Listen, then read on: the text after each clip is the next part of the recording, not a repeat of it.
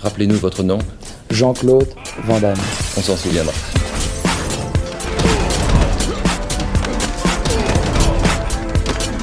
Van Damme Express.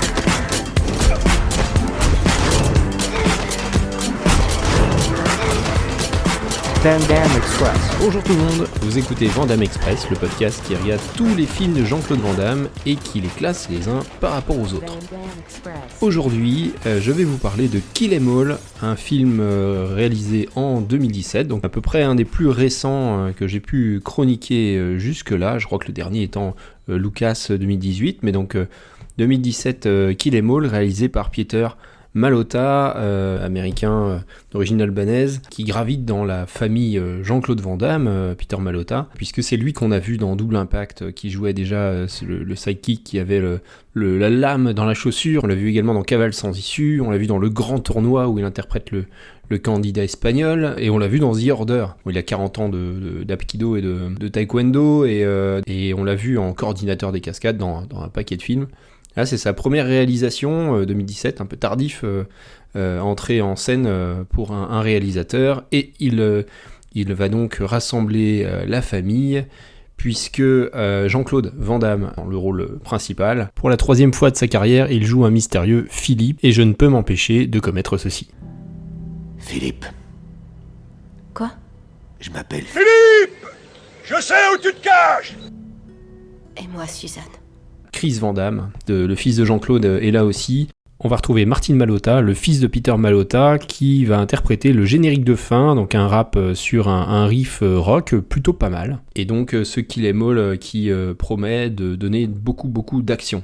Alors, on a ici donc un film plutôt bas budget, avec quand même peu de décors, un casting plutôt correct pour un film bas budget, puisqu'on va retrouver Jean-Claude Van Damme, on va également retrouver Autumn Reese, une actrice plutôt confirmée, elle a joué dans un énorme paquet de séries, plus de 70 séries, elle a déjà joué avec Tom Hanks, sous la direction de Clint Eastwood, des rôles récurrents dans des séries quand même assez importantes, comme Hawaii Five-O, et une actrice qui va plutôt tirer son épingle du jeu dans ce film.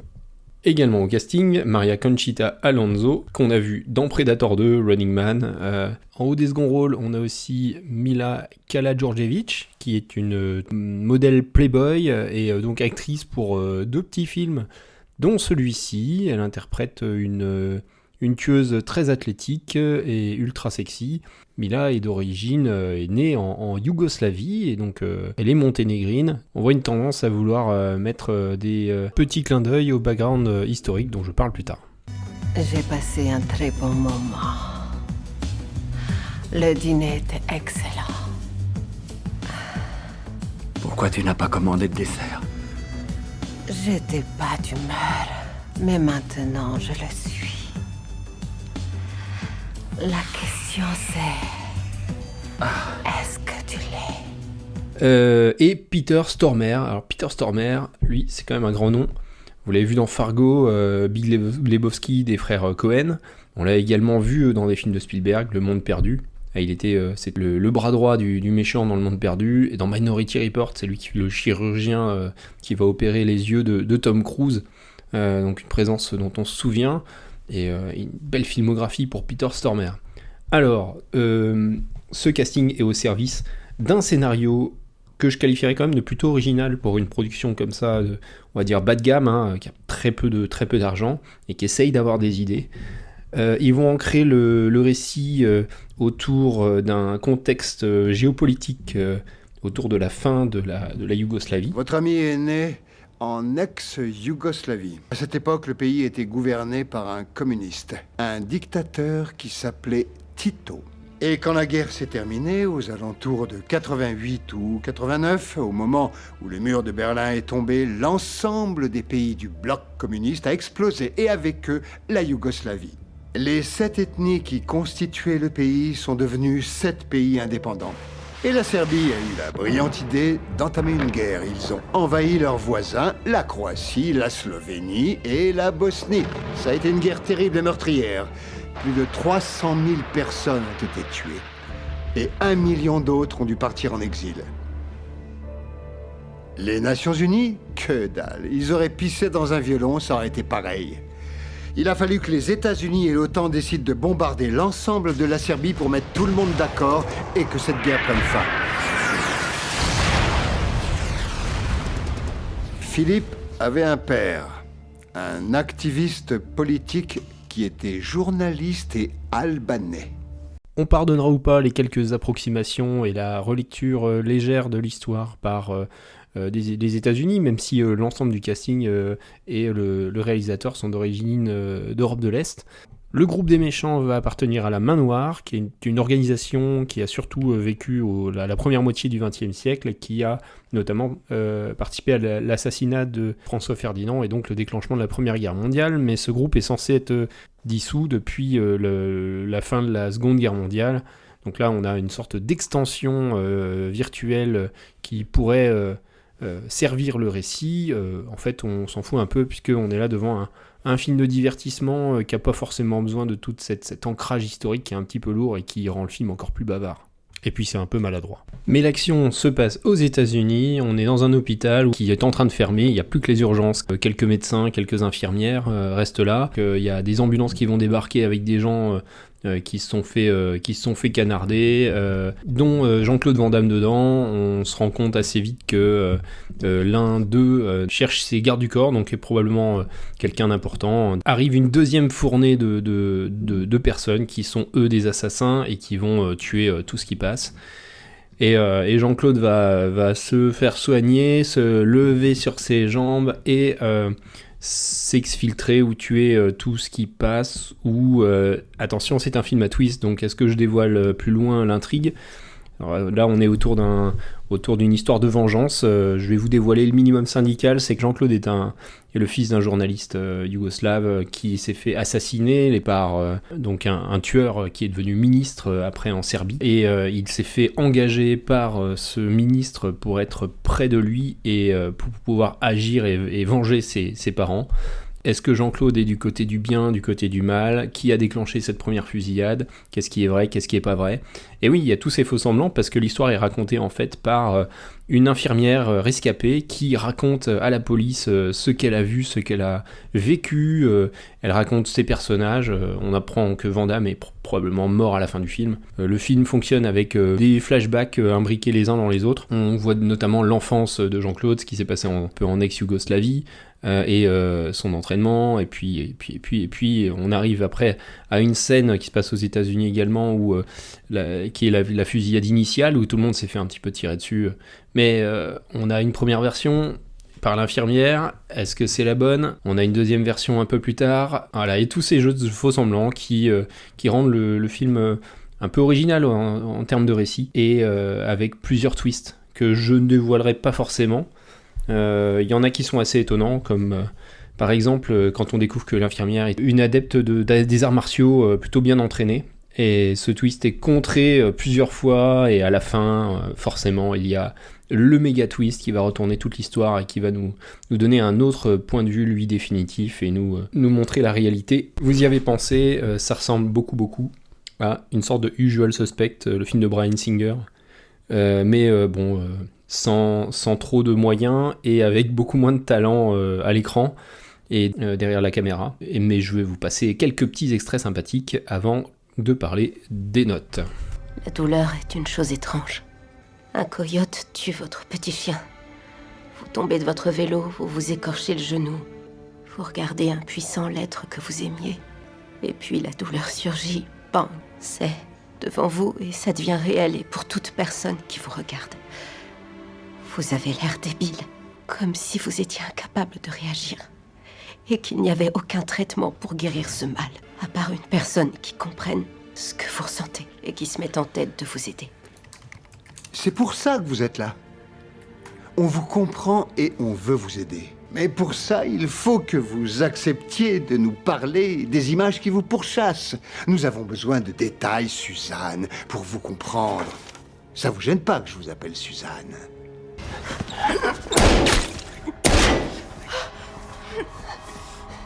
Enfoiré! J'ai jamais eu confiance en toi. Tu as toujours été un agneau caché parmi les loups. Et maintenant, tu vas mourir. Vous avez entendu ? Non? Quoi? Rien du tout. Personne ne va venir. Il n'y a que vous et moi. Philippe ne peut pas battre Ivan. Il n'a jamais pu. C'est le moment attendu de la note artistique. Alors, je n'ai pas mis de pincette, je lui ai mis 2 sur 10. J'avais plutôt ménagé le suspense jusque-là, mais c'est vraiment une réalisation bas de gamme avec une mise en scène pauvre, très très peu de décors. On a un rythme, le gros problème du film étant, je pense, le rythme. Le film dure 1h30, on a la sensation qu'il en dure le double. Il y a au moins 20 minutes de trop. Il y a un long ventre mou au milieu où on voit des gens marcher dans les couloirs. L'interview de la journaliste par les gens du FBI qui coupent le film est interminable, les dialogues sont pas très intéressants. Globalement, les acteurs, à part on va dire le duo Autumn Reeve, qui est vraiment, vraiment bonne actrice, qui est plutôt convaincante. Van Damme, qui a l'air usé, fatigué, ça va bien dans le rôle, mais il n'en fait pas non plus, il n'est pas très impliqué sur ce rôle-là, on sent pas beaucoup d'émotion.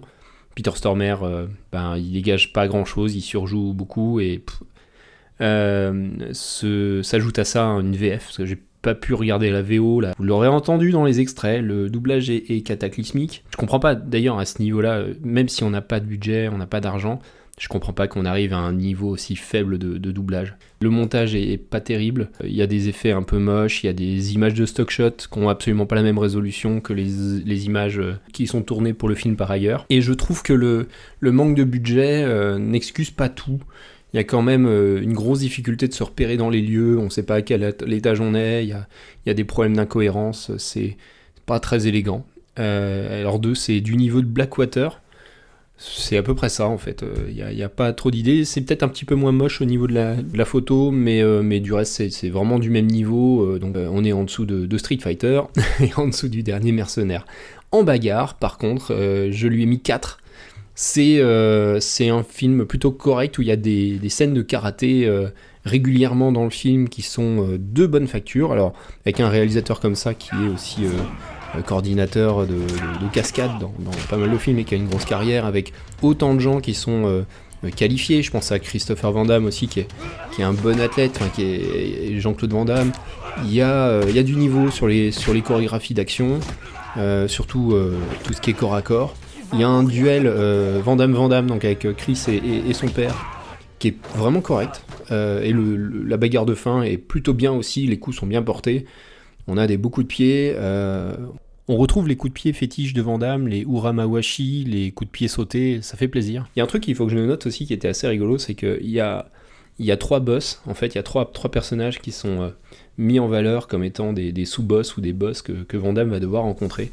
Et ils sont mis en scène comme dans un jeu vidéo. Quand ils arrivent dans l'hôpital, on les présente avec un nom surimprimé à l'écran. Alors on a Dushan qui est joué par Chris Van Damme, qui lui, on le présente comme étant un adepte des couteaux et du corps à corps. Et donc il y a une petite démo, on le voit dans une mission passée, en train de ridiculiser quelqu'un. Ensuite on passe à la deuxième, c'est Almira. Alors elle, gros ralenti, décolleté plongeant, et je vous ai passé un extrait de sa démo où elle séduit en lingerie cuir un riche homme d'affaires et qu'elle finit par étrangler, massacrer au couteau, sortir sur un saut de main et éliminer ses gardes du corps. Voilà pour sa démo, super sexy. Et Ivan, les muscles. Alors lui c'est un peu comme dans Universal Soldier 2, c'est un gros mec bourrin qui avance, filmé en contre-plongée pour montrer qu'il est bien grand, bien costaud.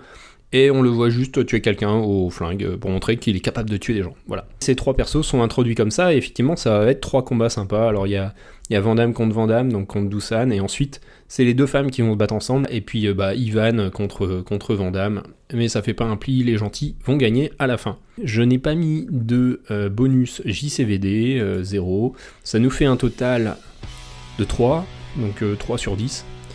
Pas glorieux, on est plutôt dans le fond du panier, 3 sur 10, ça va juste au-dessus de Street Fighter, donc à la 26e place, et juste en dessous de Universal Soldier 2. On est à peu près dans les mêmes eaux, un film qui est sauvé quand même par des cascades et des scènes d'action plutôt pas mal. Pour le reste, c'est long, c'est fastidieux, Un petit twist sympa, on en sort quand même avec un petit sourire en coin en se disant que il y a eu une tentative de double triple twist qui était rigolote, mais bien longue à être menée au fin fond du métrage. Voilà, ça c'était Kill 'Em All pour notre 31e épisode. On se retrouve dans 15 jours pour un retour dans les années 90. Et allez, je mets mon PEL que le film sera classé plus haut que ça. Allez, je vous souhaite une excellente quinzaine et on se retrouve bientôt. Salut. Van Damme Express.